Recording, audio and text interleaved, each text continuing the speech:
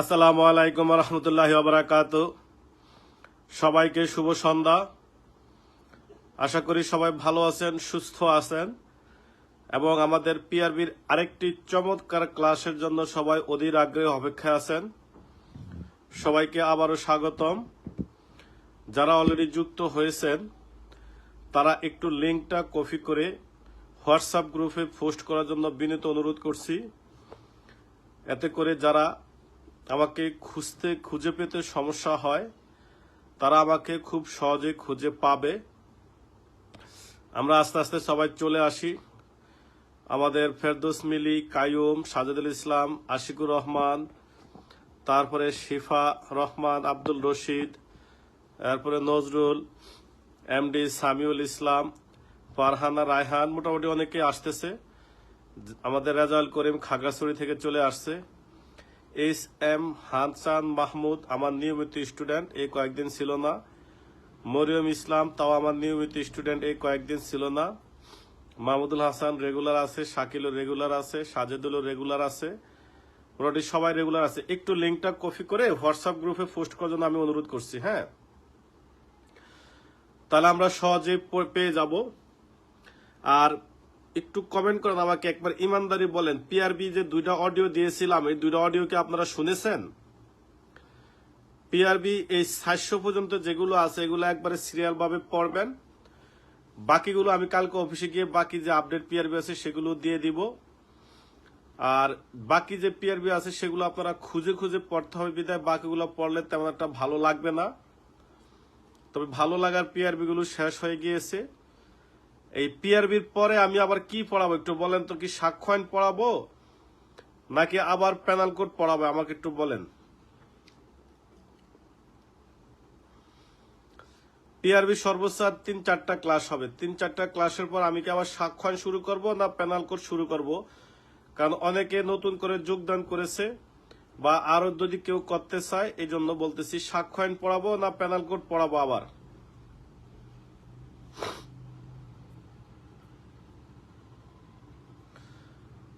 Very good, অনেকেই শুনছে, ভালো লাগছে যে পিআরবিটা শুনেছেন, এটা একটা ভালো দিক।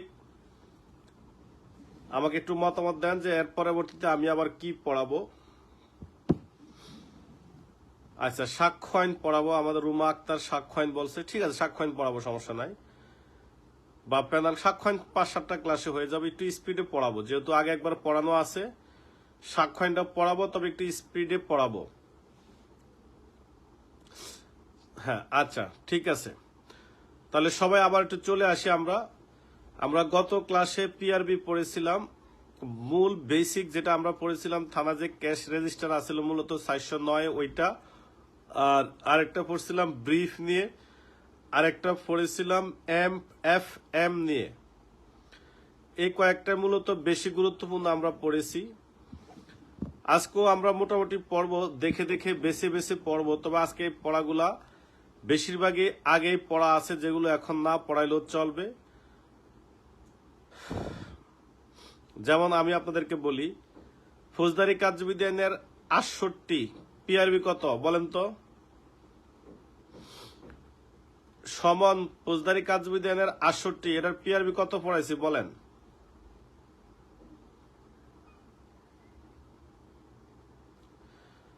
আটষট্টির সাথে পিআরবি কত? ওই যে আমিন খান অনেকদিন পরে আসছে। হ্যাঁ, 68-র সাথে পিআরবি 471। Very good. আচ্ছা, এখন আসি ফৌজদারি কার্যবিধি আইনে যে 75 আছে গ্রেপ্তারি পরোয়ানা, এই 75-এ গ্রেপ্তারি পরোয়ানার পিআরবি কত?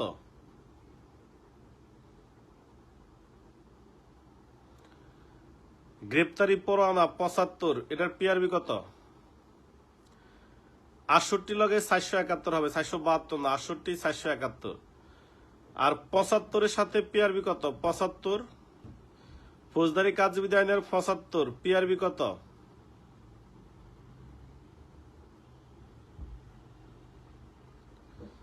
315 পাইলো কই? 315 তো বলা আছে 77, 78, 79-তে। গ্রেপ্তারি পরোয়ানা জারি হইল 315, আর গ্রেপ্তারি পরোয়ানা এটার পিআরবি কত? 468 পড়াই নাই? এরা কি লাগতেছে আন্দাজ এগুলা? 75 লগে তো 468 হবে, এরা কি 315 লাগতেছে? 315 হইলো 77, 78, 79 সাথে, 75 সাথে পিআরবি হবে 468। আচ্ছা, তাহলে আবার আসি, 68 লগে হইলো 471, আর 75 সাথে হইলো 468। এবার আসি 87 সাথে পিআরবি কত? 87। হুলিয়ার সাথে পিআরবি কত? হুলিয়া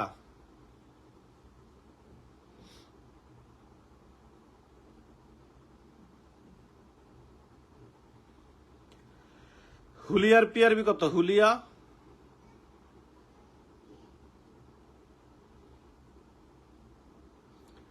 87 যে আমরা হুলিয়া আছে, এই হুলিয়ার পিআরবি কত?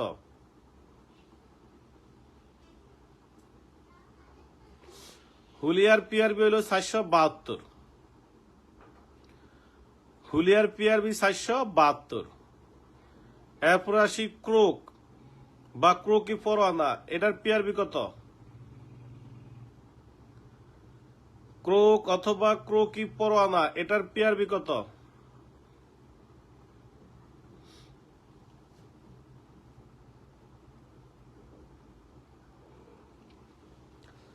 সাদ্দাম হোসেন বলতেছে স্যার 444-45 পড়ানো হয়েছে, 444-45 পরের গুলো এখন বলতেছি। এখন যে পিয়ার গুলা বলতেছি এগুলো 445 পরেই।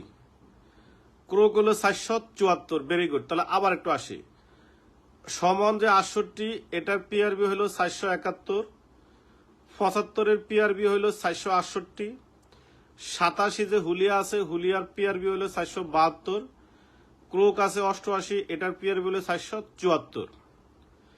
এবার আমাকে বলেন ফৌজদারি কার্যবিধানের 164, এটার পিআরবি কত?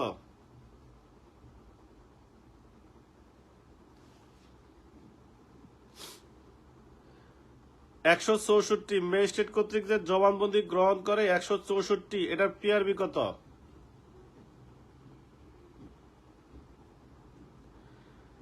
একশো 64, এটার পিআরবি কত? 467। এই তো সবই পারতেছে, তাহলে তো পিআরবি ক্লাস আজকে শেষ। আজকে কত মিনিট পড়াইছি ধরেন, গেস লাইভে আসছি 11 মিনিট, তাহলে তো পড়া হয়ে গেল। 164, 467, ভেরি গুড। আচ্ছা, এবার আসি 337 যে রাজ সাক্ষী আছে, 337, এটার পিআরবি কত? 337 যে রাজ সাক্ষী আছে, এই রাজ সাক্ষীর পিআরবি কত?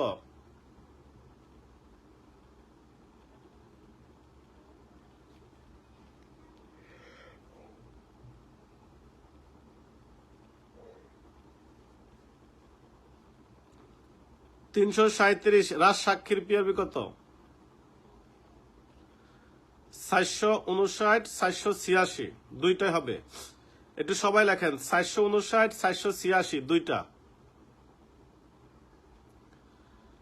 459 হবে, 486 হবে। মাহমুদুল হাসান খুব ভাল লাগছে কমেন্টটা, যে স্যার মনে নাই। 459, 486, দুইটাই আসবে। 459, 486।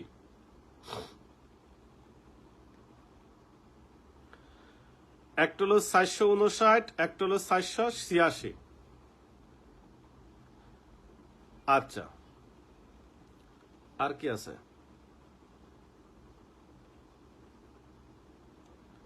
আর নাই তেমন।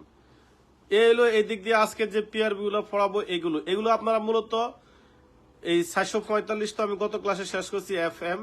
এই এফএম এর পরে যে পিআরবি গুলো আছে, এগুলো মূলত এদিক দিয়ে পড়লে মুখস্থ হবে না, এগুলো যাইতে হবে হলো ফৌজদারি কার্যবিধির দিকে। যদি ফৌজদারি কার্যবিধি আইনটা পারেন, এদিক দিয়ে 500 পর্যন্ত এই পিআর গুলা পারবেন, তবে আমি গুরুত্বপূর্ণ কিছু পিআরবি পড়াবো। গুরুত্বপূর্ণ কিছু পিআরবি আজকে আমি পড়াবো। এর ভিতরে আমরা আস্তে আস্তে শুরু করি। সবাই আমার একটু কমেন্ট করেন, সবাই কি মানসিকভাবে প্রস্তুত? সবাই কি রেডি? আমি কি শুরু করব? সবাই যদি সাহস দেন, তাহলে মানসিকভাবে যদি প্রস্তুত হয়, তাহলে শুরু করব। সবাই কি রেডি? আমি এখন বেছে বেছে কয়েকটা গুরুত্বপূর্ণ পিআরবি আগে পড়াবো 500 পর্যন্ত। আজকে আমি পিআরবির প্রশ্ন মোটামুটি এমসিকিউ অর্ধেক রেডি করছি, কিন্তু আমার ল্যাপটপ ল্যাপটপ, এটা বোর স্টুডেন্ট লাইফের ল্যাপটপ, আমার কোনো ব্যক্তিগত ল্যাপটপ নাই। এটা আমার বউ যখন অনার্স ফার্স্ট ইয়ারে পড়ে তখন তার ল্যাপটপ, এটা তার বাবা পাঠাইছিল বিদেশ থেকে। ওই ল্যাপটপ দিয়ে কোন রকম কাজ চালাইছি, কিন্তু স্লো কাজ করে, হ্যাং হয়ে যায়, জন্য কাজ করতে পারি নাই। আচ্ছা, তাহলে এখন আমার কাজ হলো আমি একটু দেখে দেখে গুরুত্বপূর্ণ কিছু পিআরবি একটু পড়াবো, ঠিক আছে?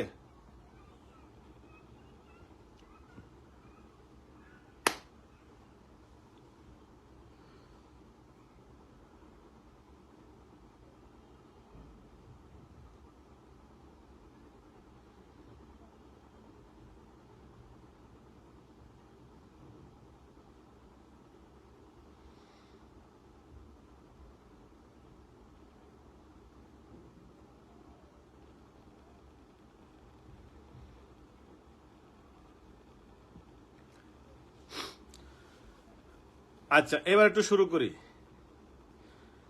এখন প্রথম পিআরবি পর্ব হলো আমরা 463, তারপরেটা পর্ব আমরা 464।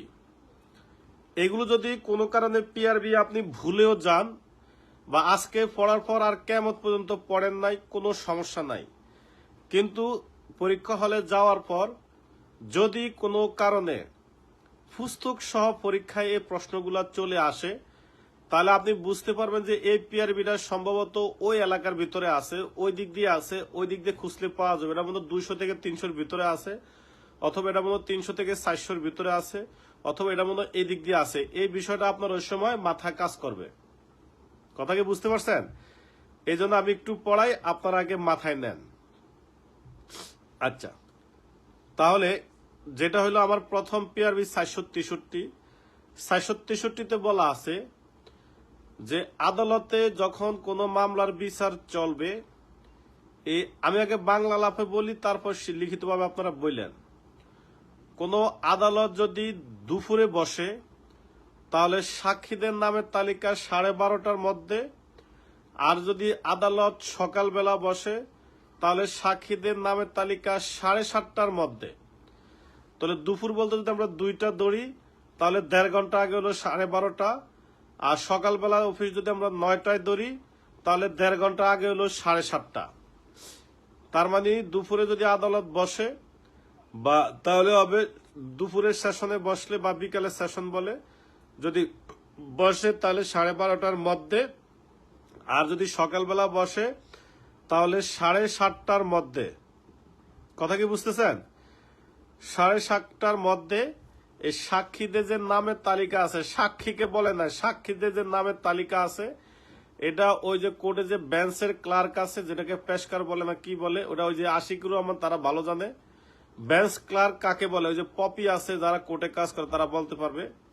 এই বেঞ্চ ক্লার্ক যাদেরকে বলে তাদের কাছে সাক্ষীদের নামের তালিকাটা প্রেরণ করতে হবে। কথা কি বুঝতে পারছেন?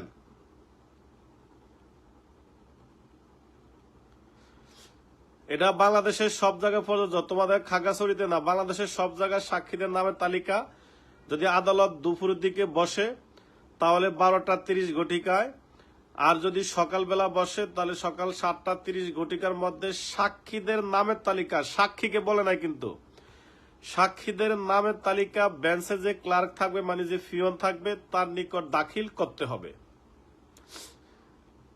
এটা বলা আছে পিআরবি 463-তে। এটা কি বুঝতে পারছেন? আচ্ছা, এছাড়াও যদি সাক্ষীদেরকে পেশকারের নিকট, যাই হোক হয়তো আমি জানি না, বেঞ্চ ক্লার্ক বলতে পেশকার হইতে পারে, আর সাক্ষীদেরকে যদি জেরা করার প্রয়োজন হয় তাহলে তাদেরকে তার আধা ঘন্টা আগে আদালতে হাজির করতে হবে। তার মানে 12:30টার তালিকা গেলে 12টা তাদেরকে হাজির করতে হবে, আর 7:30 তালিকা পাঠালে 7টার মধ্যে তাদেরকে আদালতে হাজির করতে হবে। বাংলা আলাপ হইল তাদেরকে 2 ঘন্টা আগে আদালতে হাজির করতে হবে, 1.5 ঘন্টা আগে নামের তালিকা বেঞ্চে বা পেশকারের নিকট দাখিল করতে হবে। এই দুইটা বিষয় আপনারা ক্লিয়ার কিনা?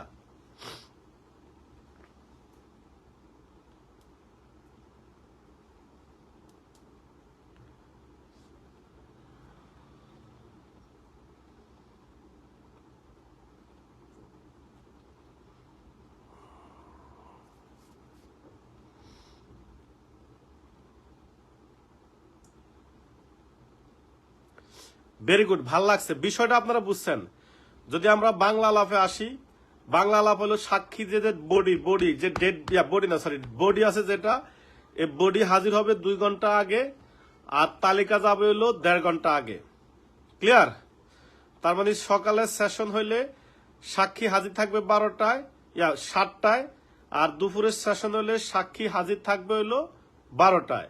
সকালের সেশন হইলে তালিকা যাবে 7:30টায়, বিকালের সেশন হলে সাক্ষীদের তালিকা যাবে 12:30টায়, 1.5 ঘন্টা আগে। এই বিষয়গুলো আমরা এই প্রথম জানলাম, হয়তো অনেকে আগে জেনে থাকতে পারে, কিন্তু আমরা আজকে এই প্রথম জানছি। সবচেয়ে মজার বিষয় হলো এটা কিন্তু আপনি কেবল পর্যন্ত ভুলবেন না। এই প্রশ্ন যখনই আপনার চোখের সামনে আসবে আপনার তখনই এটা মনে পড়বে, আপনি পারবেন। হয়তো পিআরবি 463 আপনার মনে না থাকতে পারে, কিন্তু আপনার এই কথাটা মনে থাকবে যে 1.5 ঘন্টা আগে সাক্ষীদের নামে তালিকা যাবে আর সাক্ষী থাকবে 2 ঘন্টা আগে। এটা কি ক্লিয়ার? আচ্ছা, এই গেল 463 বাংলা আলাপ। তাহলে ভদ্রলোক ভাষায় যদি আমরা বলি, পিআরবি 463 বিধি মোতাবেক কোন আদালতে যদি সকালে সেশনে মামলা পরিচালিত হয়, তাহলে ওই আদালতে সাক্ষীদের নামের তালিকা সকাল 7:30টার মধ্যে, আর বিকালে সেশন পরিচালিত হইলে সাক্ষীদের নামের তালিকা 12:30টার মধ্যে বেঞ্চ ক্লার্কের নিকট দাখিল করতে হবে। এছাড়াও সাক্ষীদেরকে যদি জেরা করার প্রয়োজন হয় তাহলে তাদেরকে সকাল 7টা আর দুপুর 12টার মধ্যে আদালতে হাজির করতে হবে। ওই যে কোর্টে কাজ করে আমাদের আশিক ও বললো, স্যার একদম সত্যি স্যার, আজই জানলাম, আমি তো ভাবছি পাহাড়ি এলাকা বলে দেরি করে। না না না না, এটা আইন আছে, পিআরবি আছে 12:30 আর হলো সকাল 7:30। এতটুকু সবাই ক্লিয়ার? আচ্ছা, এখন হলো আমরা পড়ব 464, 63 পরে 464। 464 বলা আছে, আমি কয়দিন আগে যখন খাগড়াছড়িতে সাক্ষী দিতে গিয়েছিলাম, এটা আমি আগে জানতাম না। তো সাক্ষী দিতে যাওয়ার পর আমি জানি যে সাক্ষী দিতে গেলে কোর্ট থেকে একটা সার্টিফিকেট দেয়, যেটাকে বলা হয় কোর্ট সার্টিফিকেট। এই কোর্ট সার্টিফিকেটের শব্দের অর্থ হলো আমি যে ওই আদালতে গিয়ে হাজির হয়েছি এই মর্মে তারা আমাকে একটা সনদ প্রদান করে, যেটা আমি আমার ইউনিটে দাখিল করলে ইউনিট বুঝবে যে আমি মূলত ওই কোর্টে গিয়ে সাক্ষ্য দিয়েছি। এখন ওইখানে কিন্তু যাতায়াত ভাতার কথা লেখা আছে। তো আমরা যারা সরকারি কর্মচারী, ওই সার্টিফিকেটের যাতায়াত ভাতার জায়গায় কোর্ট থেকে এক টান দিয়ে কেটে দেয়। এই এক টান দিয়ে কেটে দেওয়ার অর্থ হলো কোর্ট আমাদেরকে যাতায়াত ভাতা দিবে না। কিন্তু আমরা যে আদালতে হাজির হয়ে সাক্ষ্য প্রদান করেছি, আর আমরা যদি সরকারি কর্মচারী হয়, কোর্ট সার্টিফিকেটটা আমরা যারা সরকারি কর্মচারী আমাদেরকে দিবে, যেন আমরা আমাদের ইউনিট থেকে আমাদের টিএ বিল বা যাতায়াত ভাতা দাখিল করতে পারি। এইটা হলো মূল কথা। এটা পিআরবি 464। তাহলে আমি একটু সুন্দর করে বুঝিয়ে বলি। পিআরবি 464-তে বলা আছে, কোন সরকারি কর্মচারী যদি আদালতে হাজির হয়ে কোনো সাক্ষ্য প্রদান করে আর আদালত যদি তাকে কোনো যাতায়াত ভাতা প্রদান না করে, তাহলে এই সাক্ষী যেন তার ইউনিট হইতে যাতায়াত ভাতা বিল দাখিল করতে পারে, এই কারণে আদালত তাকে একটি সনদপত্র প্রদান করে। পিআরবি 464। এটা কি ক্লিয়ার? যেটাকে আমরা কোর্ট সার্টিফিকেট বলি। তাহলে এই কোর্ট সার্টিফিকেট শব্দের অর্থ হলো আপনি যে আদালতে গিয়ে হাজির হয়েছেন এবং আপনি আপনার ইউনিট থেকে যেন যাতায়াত ভাতা দাখিল করতে পারেন, এই মর্মে আদালত আপনাকে একটা সার্টিফিকেট প্রদান করে, যেটাকে বলা হয় কোর্ট সার্টিফিকেট, আর বাংলাতে বলা হয় কোর্ট সনদপত্র। পিআরবি 464। এটা কি পারবেন?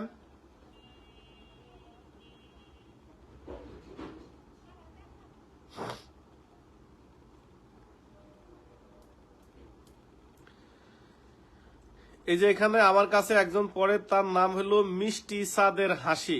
আমি এটা দিয়ে কি বুঝবো তার নামটা আমার একটু বলেন। নিশ্চিত তার বাবা মা কত সুন্দর করে আশা ভরসা করে খুব চমৎকার ভাবে নাম লেখছে, ওই নাম বাদ দিয়া আইডির নাম দিয়েছে মিষ্টি সাদের হাসি। কোন কেমনটা লাগে?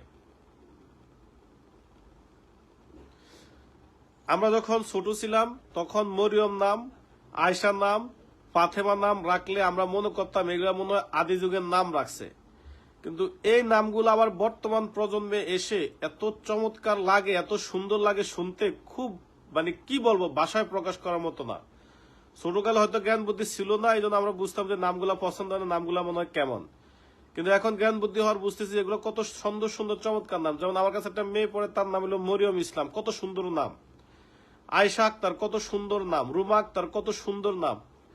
আর এই সমস্ত নাম বাদ দিয়া কি অন্য নাম কি ব্যবহার করে, কি মিষ্টি ছাদের হাসি, এতে আমি কি বুঝবো বলেন, তার আমি কি নামে ডাকবো? আচ্ছা যাই হোক, তাহলে দুইটা পিআরবি আমরা মূলত ক্লিয়ার হয়েছি। একটা 463 সাক্ষীদেরকে কখন আদালতে আনতে হবে, কখন তালিকা যাবে, একটা পাইলাম।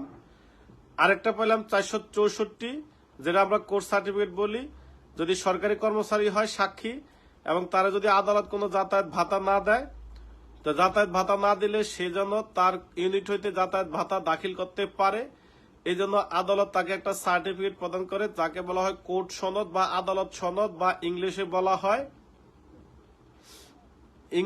বলা হয় কোর্ট সার্টিফিকেট।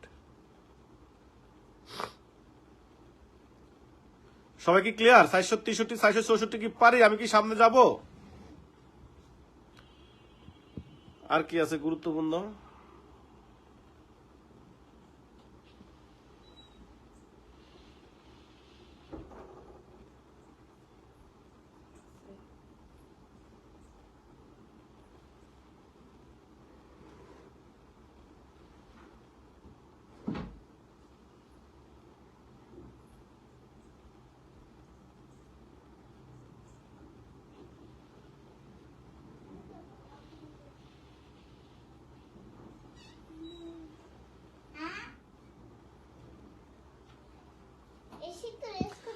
মা আমি তো লাইভে, এই যে দেখো।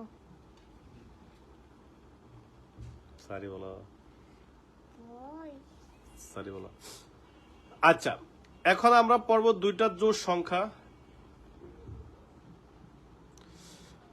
কোন কোন পিআরবি গুলা গুরুত্বপূর্ণ সেগুলো আমি বলে দিব, কিন্তু আরো একটু পরে। আপনারা আগে ঢালাভাবে সবগুলো একটু টাচ করেন। আমি এখানে অনেকগুলো পিআরবি পড়াই নাই, বাদ দিয়েছি, আপনারা ওইগুলো একটু টাচে রাখবেন। সবগুলো পিআরবি একটু টাচে রাখলে কি সুবিধা হবে? সুবিধাটা হবে যে আপনি যদি কোনো কারণে ভুলেও যান, পরীক্ষা হলে প্রশ্ন দেখলে আপনার ওই কথাটা মনে পড়বে। এই জন্য আপনারা চেষ্টা করবেন সবগুলা পিআরবি একটু টাচ করে যেতে, একবার করে রিডিং পড়ে যেতে, মুখস্থ করার দরকার নাই, একবার হলে রিডিং পড়ে যান মনোযোগ সহকারে। আচ্ছা, এখন আমরা একটু কল্পনা করেন আপনারা সবাই, আমি আপনাদেরকে একদিন বলেছিলাম একটা হলো হাজতখানা, একটা হলো গারদখানা, একটা হলো জেলখানা। এটা কি মনে আছে আপনাদের? আর একটা হলো কারাগার। হাজতখানা বলতে বোঝায় যেটা আমাদের এই থানার ভিতরে থাকে, গারদখানা বলতে বোঝায় আদালতের ভিতরে যেটা অস্থায়ীভাবে থাকে, জেলখানা বলতে বোঝায় যেখানে জেলের ভিতরে থাকে কারারা বন্দী, কারাগার যেটা। আর জেলের ভিতরে আবার আরেকটা হাজতখানা আছে, যেটা হলো ওখানে যারা অস্থায়ীভাবে, যাদের বিচার সালিশ এখনো কমপ্লিট হয় নাই, যাদের এখনো কোনো দণ্ড প্রদান করে নাই, তারা জেলের ভিতরে হাজতে থাকে। ঠিক আছে, জেল, হাজত আর কারাগার, কারাবন্দী, কয়েদি, হাজতে বলছি। এখন প্রশ্ন হইল, সকালবেলা আপনারা যখন কোনো আসামি নিয়ে গারদখানায় রাখেন, প্রথমে রাখার পর সেখানে তার নামের তালিকা তৈরি করা হয়, লিস্ট করা হয়, করার পর এই আসামিকে সাথে সাথে কিন্তু আমরা প্রিজন ভ্যান থেকে নামিয়ে কিন্তু ডাইরেক্ট যা কোর্টে তুলি না, আমরা তাকে আগে গারদখানায় রাখি। গারদখানায় রাখার পর সেইখান থেকে আমরা তারপরে আস্তে ধীরে তাকে আমরা আদালতের কাঠগড়ায় তুলি। তাহলে এখানে জোর পিআরবি, একটা হলো 482, একটা হলো 484। 482-তে বলা আছে যে গারদখানা হইতে বা হাজতখানা হইতে কোনো আসামিকে আদালতের কাঠগড়ায় তোলার পূর্বে তার দেহ ভালোভাবে তল্লাশি করতে হবে। সেই ক্ষেত্রে যদি মহিলা হয়, অবশ্যই অপর কোনো মহিলা দ্বারা তার দেহ তল্লাশি করতে হবে। দেহ তল্লাশি করে একমাত্র তার পরিধেয় বস্ত্র ছাড়া যা কিছু পাবেন সেগুলো আলাদা করে তার পরিধেয় বস্ত্র দিয়ে তাকে কাঠগড়ায় তুলতে হবে। আলাপটা কি বুঝতে পারছেন? 482 কি বলতেছি?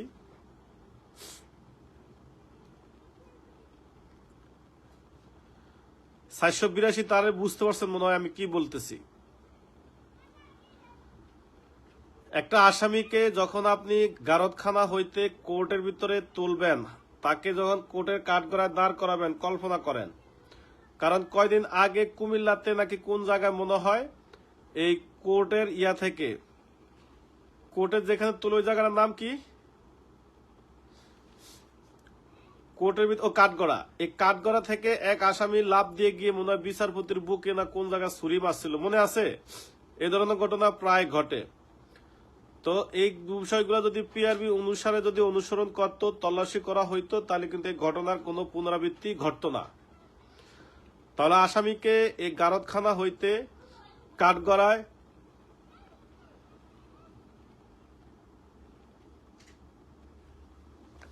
আমার প্রচুর ঠান্ডা লাগছে। আসামিকে এই কাঠ এজলা থেকে গারদখানা হইতে কাঠগড়ায় তোলার পূর্বে তার শরীরটা ভালোভাবে তল্লাশি করতে হবে। আর অবশ্যই বলার বাহুল্য যে যদি মহিলা হয় 100% অপর কোনো মহিলা দ্বারা তার তল্লাশি করতে হবে। একমাত্র পরিধেয় বস্ত্র ছাড়া অন্য কোনো কিছু দিয়ে তাকে এজলাসে প্রবেশ করতে দেওয়া যাবে না। এটা হলো 482। এখন 484-তে বলা আছে এই এজলাস শেষ হওয়ার পর, কাঠগড়া কাজ শেষ হওয়ার পর আবার আসামিকে এনে কিন্তু গারদখানায় আটকে রাখে, তাকে গারদখানায় আটকে রাখে। এখন হ্যাঁ, লেবু দিয়ে মধু খাওয়া যায়। লেবু মধু বলতে একবারে পিওর মধু। আমার বাড়িতে প্রতি বছর মৌমাছি বাসা বাঁধে। আমাদের এলাকার ভিতরে 5 কিলো দিয়ে হারিকেন দিয়ে বাড়ি চালান দিল, কোথাও কোনো মধুর বাসা পাইবেন না। কিন্তু আমার বাড়িতে বিল্ডিং এর আমি 2 পাশে কখনো টাইলস করি নাই, শুধু করছিলাম, প্লাস্টার করে রাখছি, কার্নিশের তলে দেয়া। এখানে প্রত্যেক বছর 2-3 শাক আইসা মৌমাছি বাসা করে এবং ভালো মধু পাওয়া যায়। আচ্ছা, তাহলে যেটা বলতেছি, এটা গেল হইলো কোর্টে উঠানোর বিষয়। তো কোর্টে যখন এজলাস শেষ হয়, তাহলে কিন্তু আবার সাথে সাথে আবার কি করে, এরা এনে কিন্তু আবার গারদখানা রাখে। রাখার পর সারাদিনের অন্যান্য আসামিদের সহ সবার কাজ কাম শেষ হইলে এবার এদেরকে কোথায় তোলে? গাড়িতে তুলে কোথায় নেওয়ার জন্য বলেন তো? গাড়িতে তুলে কোথায় নেওয়ার জন্য বলেন?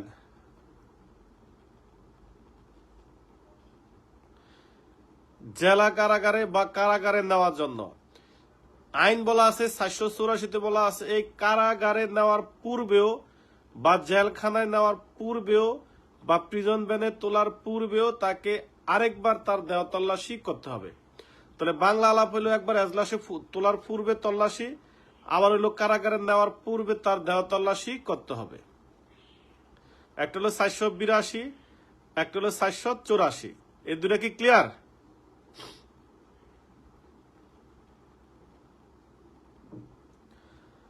চারশো 482 আর 484 দুইটা কি ক্লিয়ার? তাহলে আমরা আজকে মূলত 60টা সুন্দর পিআরবি পাইলাম ওই কার্যবিধির আইনের আলোকে বাদ দিয়ে। একটা পিআরবি হলো 463 আসামিদের সাক্ষীদের তালিকা আমরা কখন আদালতের বেঞ্চের কাছে দাখিল করব, এটা আমার কাছে মনে হয় এবার এমসিকিউ অথবা লিখিত পরীক্ষা আসার সম্ভাবনা খুবই বেশি। 463টা ভেরি ভেরি ইম্পর্টেন্ট আমার কাছে মনে হয়। 464টাও এখানে মোস্ট ইম্পর্টেন্ট আমার কাছে মনে হয়, একবারে very very important court certificate নিয়ে। আর এদিকদার বাকি একটা বেশি একটা গুরুত্বপূর্ণ না। 400-র পরে আমার কাছে বেশি গুরুত্বপূর্ণ মনে হইতেছে একটা হলো 409, একটা হলো 444, একটা হলো 445, আর এখন পেলাম 463, 464। এই 4টা-5টা পিআরবি হলো বেশি গুরুত্বপূর্ণ, একবারে ভেরি ভেরি গুরুত্বপূর্ণ।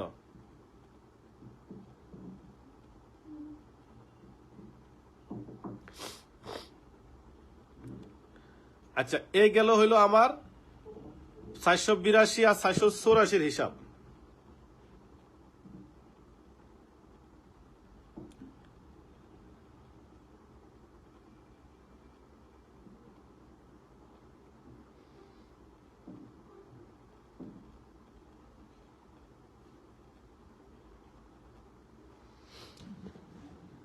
আচ্ছা, এখন আমার কাছে কালকে একজন ছাত্র প্রশ্ন করছিল যে স্যার পিআর আর পিআরটি 565-র মধ্যে পার্থক্য কি? এগুলো একজন ছাত্র আমাকে প্রশ্ন করছিল, এটার উত্তর আমি আজকে দিব। আজকে ওটার পিআরবি আসছে। এখন আমি দুইটা গুরুত্বপূর্ণ পিআরবি পড়াবো আজকে। একটা হলো 499, 434 কি আছে?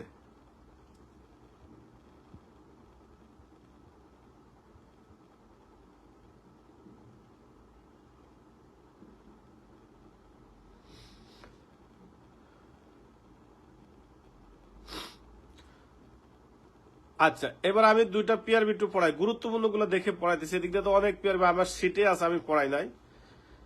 এখন আমি পড়াবো 499 আর হলো 500,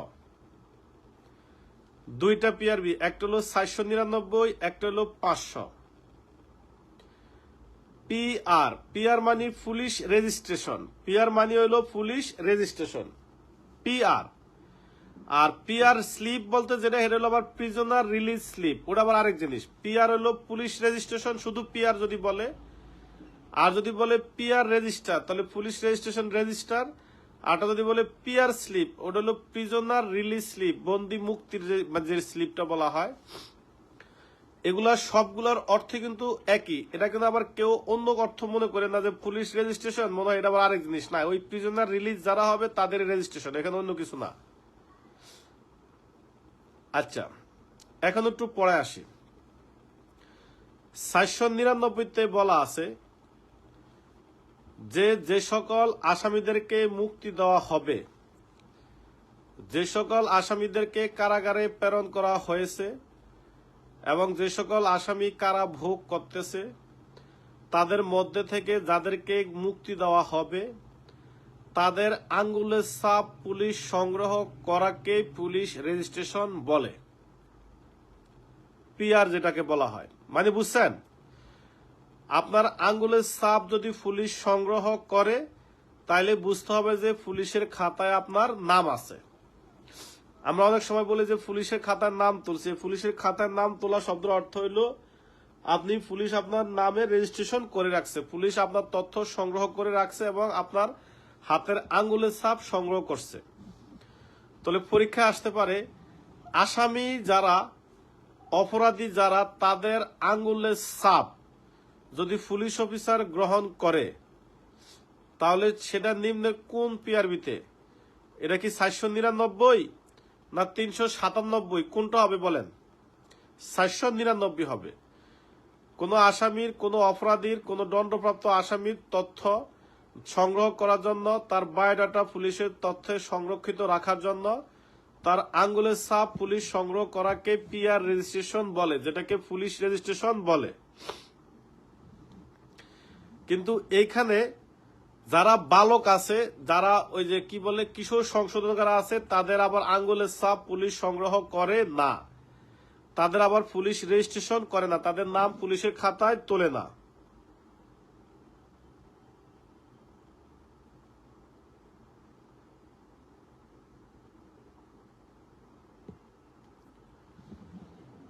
কথা কি বুঝতে পারছেন?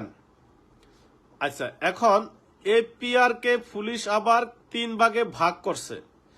এটা গত বছর আপনাদের পরীক্ষায় আসছে। এই পিআর কে পুলিশ আবার কয় ভাগে ভাগ করছে? 3 ভাগে। 3টা ভাগে বিভক্ত করা হয়েছে। একটা হলো পিআর, একটা হলো পিআরটি, আর একটা হলো পিআরটি 565। 3 ভাগে ভাগ করা আছে।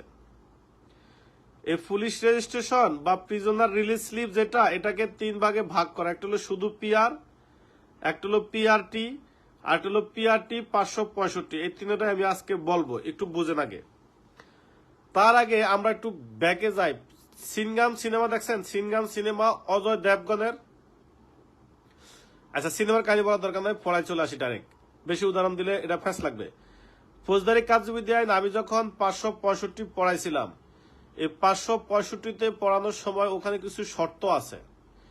565-র ভিতরে বলছিল যে একটা আসামি যখন দণ্ড ভোগ করবে, দণ্ড ভোগ করার পর তাকে যখন মুক্তি দেওয়া হবে, এই মুক্তি দিলে সে 5 বছরের মধ্যে তার বাসা সে কোনোভাবে পরিবর্তন করতে পারবে না, অথবা তার দণ্ড যখন মওকুফ করা হবে তখন তার 7 বছরের মধ্যে, 10 বছরের মধ্যে যে কয় বছর মওকুফ করবে ওই কয় বছরের মধ্যে সে এক রাত্র কোথাও সে অবস্থান করতে পারবে না। নতুন কোন জায়গায় সে যদি তার ঠিকানা পরিবর্তন করে তাহলে সে সাথে সাথে বিষয়টা থানার অফিসার ইনচার্জকে অবগত করতে হবে। এই ধরনের শর্ত দিয়ে একটা আসামিকে 565 ধারার ক্ষমতা বলে মুক্তি দেওয়া হয়। কথা কি বুঝতে পারছেন? তখন এই যে শর্ত দিয়ে ফৌজদারি কার্যবিধি আইনের 565 ধারা যে শর্তগুলো আছে, এই শর্ত দিয়ে যে আসামিকে মুক্তি দেওয়া হয় তাকে বলা হয় পিআরটি 565। এই 565 বলতে ফৌজদারি কার্যবিধি আইনের 565। ওই যে মিশনে আছে এএসআই নূর মোহাম্মদ এটিএসআই, সে আমাকে জিজ্ঞাসা করছিল যে পিআরটি 565 কি। তো আমার সবসময় আমি কখনো যে পড়া সামনে আছে এটা কখনো আমি আগে পড়াই না, যেটা আছে আমি সবসময় এটাই পড়াই, এই জন্য ওই দিনকার তার উত্তরটা আমি দেই নাই। তাহলে 3টা শ্রেণী আছে, আমি 3টা শ্রেণী কি কি আমি একটু বলে দেই। 3 শ্রেণীর মধ্যে প্রথম শ্রেণী হইল যাদের দণ্ড ছিল 5 বছর, তাদের দণ্ড 5 বছর আদালত হইতে যাদেরকে 5 বছর দণ্ড দেওয়া হয়েছিল তাদের দণ্ড 5 বছর ভোগ করা হয়ে গেছে, কিন্তু এখনো তারা বিভিন্ন জটিলতার কারণে মুক্তি পায় নাই। এদেরকে বলা হয় পিআর। 3 শ্রেণীর মধ্যে এই একটা শ্রেণী, এই শ্রেণীকে বলা হয় পিআর, মানে যাদের দণ্ড কারা ভোগ করা শেষ কিন্তু এখনো মুক্তি পায় না বিভিন্ন জটিলতার কারণে, এই শ্রেণীটাকে বলা হয় পিআর। এটা কি ক্লিয়ার? তাহলে 3 শ্রেণীর মধ্যে পিআর শ্রেণীটা আমরা চিনছি যে পিআর বলতে বোঝায় যে সকল আসামি যে আদালত কর্তৃক দেওয়া যে দণ্ড সেটা ভোগ করা শেষ এবং বিভিন্ন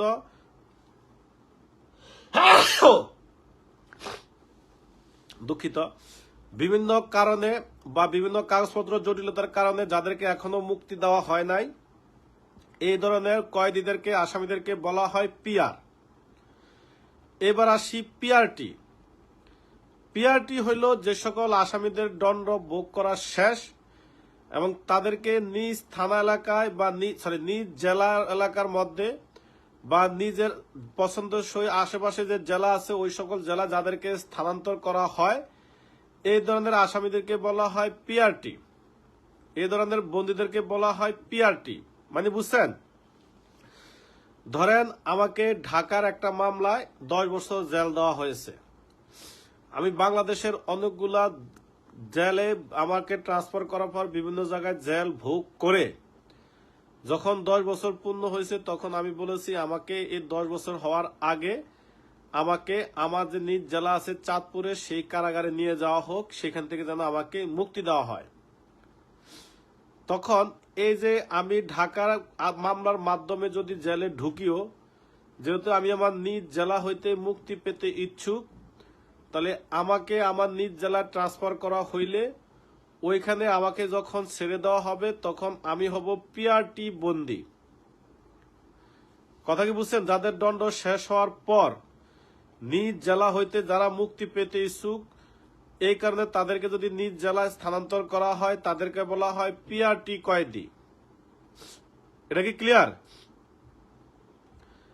কয়েদিদের পোস্টিং হয়, কয়েদিদের কারো যদি 14 বছর জেল হয়, এই 14 বছর জেলের মধ্যে সে নিম্নে 28টা কারাভোগ মানে 28টা কারাগারে তার পোস্টিং হয় সর্বনিম্ন। আর যদি হাই ভোল্টেজ আসামি হয়, একবারে ওভারলোডেড হাই ভোল্টেজ হইলে তারা তো গাজীপুর হাই সিকিউরিটি কারাগারে রাখে। এছাড়া মিডিয়াম মানের আসামি হইলে তাকে বাংলাদেশের মোটামুটি সবগুলা জেলা কারাগারে তাকে ঘুরানো হয়, যেন সে কোনো কারাগারে একটানা বেশি দিন থেকে যেন কোনো সিন্ডিকেট তৈরি করতে না পারে, কোনো প্ল্যান তৈরি করতে না পারে। আপনারা যদি সময় থাকে দা স্কেপ প্ল্যান একটা সিনেমা আছে, দেখবেন স্কেপ প্ল্যান, DTSED আর স্কেপ প্ল্যান হলো ESCAPE, Escape Plan PLAN, Escape Plan একটা সিনেমা আছে ইংলিশ, আপনারা দেখেন কি সুন্দর সিনেমা। তাহলে প্রথম যেটা পাইলাম পিআর, সেটা হইলো যাদের দণ্ড শেষ বিভিন্ন জটিলতার কারণে মুক্তি দেওয়া হয় না, এদেরকে বলা হয় পিআর কয়েদি। যাদের দণ্ড ভোগ করা শেষ এবং নিজ জেলায় তাদেরকে স্থানান্তর করা হয়েছে তাদেরকে বলা হয় পিআরটি। আর যে সকল কয়েদিদেরকে ফৌজদারি কার্যবিধি আইনের 565 শর্ত সাপেক্ষে মুক্তি দেওয়া হবে তাদেরকে বলা হয় পিআরটি 565 কয়েদি। তাহলে কয়েদি হলো 3 শ্রেণীতে কয়েদিদের বিভক্ত। এই 3 শ্রেণী পাইলাম আমরা, এটা পিআরবি হলো 500 পিআরবিতে। ক্লিয়ার সবাই? তাহলে পিআরবি 500-তে বলা আছে 3 শ্রেণীর কয়েদি আছে যাদেরকে মুক্তি দেওয়া হবে। একটা হলো পিআর, একটা হলো পিআরটি, আর একটা হলো পিআরটি 565।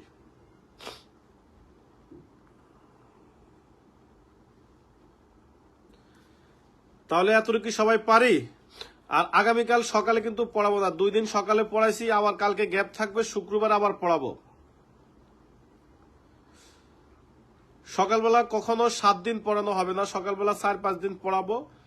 এই কারণে আগামীকাল সকালে পড়াবো না, শুক্রবার সকালে পড়াবো, শনিবারও পড়াইতে চেষ্টা করব। তাহলে আজকে আমরা কি কি পিআরবি পাইছি একটু দেখেন। আমরা আজকে কি কি পিআরবি পাইলাম একটু দেখেন।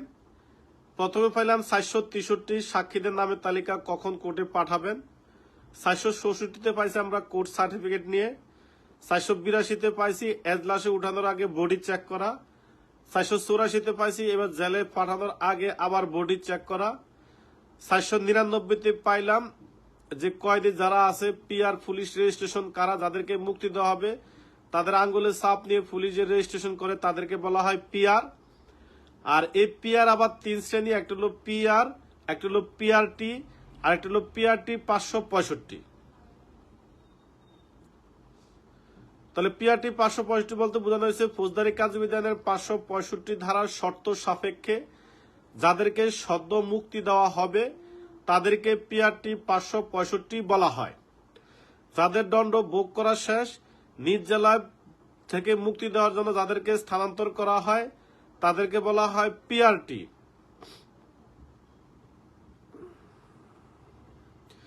একজন বলছে পিআরটি কি? পিআরটি হলো prisoner release transfer. PRT prisoner release transfer, বন্দীদেরকে স্থানান্তর, সদ্য মুক্তিপ্রাপ্ত বা যাদেরকে মুক্তি দেওয়া হবে তাদেরকে স্থানান্তর, পিআরটি। একজন বলছে পিআরটি কে কতদিন আগে নিজ জেলায় আনা হয়, এটা আমার জানা নাই ভাই, এটা জানতে হবে বা পিআরবি পড়লে বোঝা যাবে, এটা আসলে আমি জানি না। ক্লিয়ার? তাহলে সবাইকে এতটুকু পর্যন্ত পারি।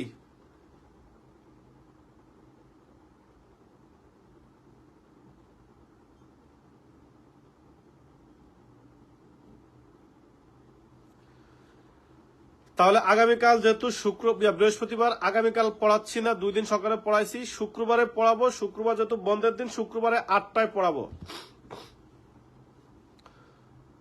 শুক্রবার শনিবার এগুলো ওয়ার্কিং ডে, এগুলাতে 8টায় পড়াবো। আর 8টায় বলতে শুক্রবারে শুধু 8টায় পড়াবো, বাকি দিন সবসময় 7টায় পড়াবো। তাহলে পিআরটি 565 প্রশ্নটা কিভাবে আসতে পারে একজন বলছে, ওই প্রশ্নে আসবে পিআরটি 565 কি, পিআরটি 565 বলতে কি বুঝেন, এভাবে প্রশ্ন আসবে। প্রশ্ন আসবে পিআরটি 565 বলতে কি বুঝেন, এভাবে প্রশ্ন আসবে। এটা মনে হয় এটিএস এদের প্রশ্ন অলরেডি চলে আসছে, আপনারা একটু দেখে নিন। আর আপনারা অনেকে সম্মানী পরিশোধ করেন নাই, না করলে সমস্যা নাই, কিন্তু একটু মেসেঞ্জারে লিখে দিয়ে যে স্যার আমার সমস্যা আছে, সামনের মাসে দিব। আর যদি একান্ত কিছু না লেখেন তাহলে আমি কি বুঝবো বলেন, কিছু তো বুঝতেছি না। তাহলে আজকে এতটুকুই থাকুক, ইনশাল্লাহ আগামীকাল সকাল 7টায় বন্ধ, শুক্রবার সকাল 8টায় পড়াবো ইনশাল্লাহ। আর রাত্রে দেখা হচ্ছে, আগামীকাল বৃহস্পতিবার রাত্রে 9টায় দেখা হচ্ছে। আমরা ততক্ষণ পর্যন্ত ভালো থাকি, সুস্থ থাকি। আল্লাহ হাফেজ, আসসালামু আলাইকুম। নিরাপদে থাকবেন, সুস্থ থাকবেন।